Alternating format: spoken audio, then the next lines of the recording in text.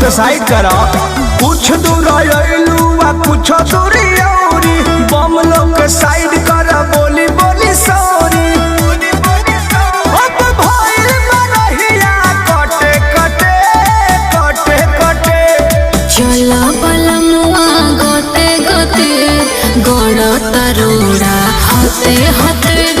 चला बलमुआ गोते गोते गोड़ तरोड़ा होते होते।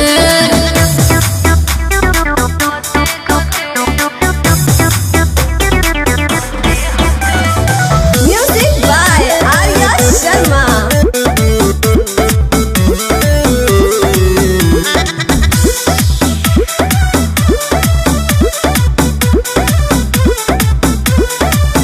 अभी दूरी मजबूरी बा जलसमारी के जरूरी बा।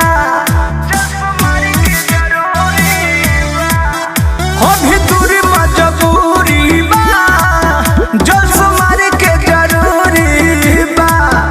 दुख कट जाई या निपट जाई दूरी घटिए जाई हो।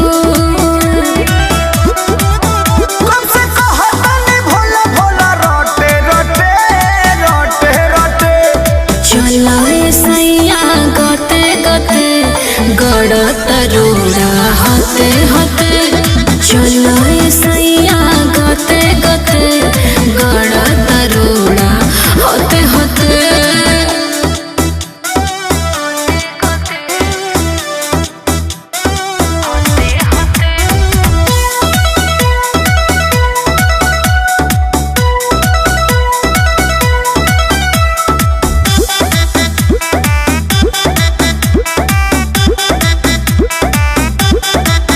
घर सन दर्शन होई धन मन परसन होई।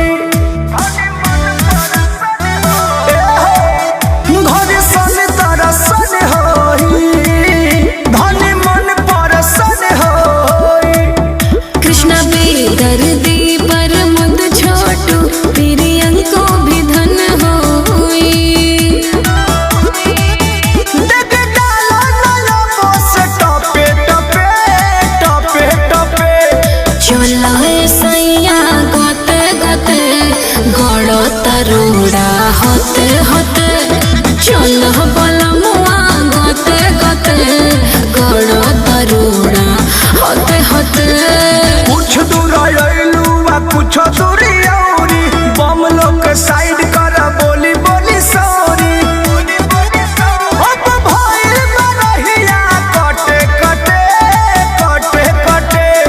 चला बलमुआ गोते गोते गोड़ तरोड़ा होते होते।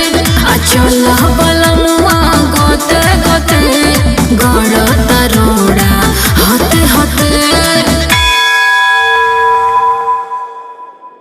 चला बलमुआ गोते गोते गोड़ तरोड़ा होते होते।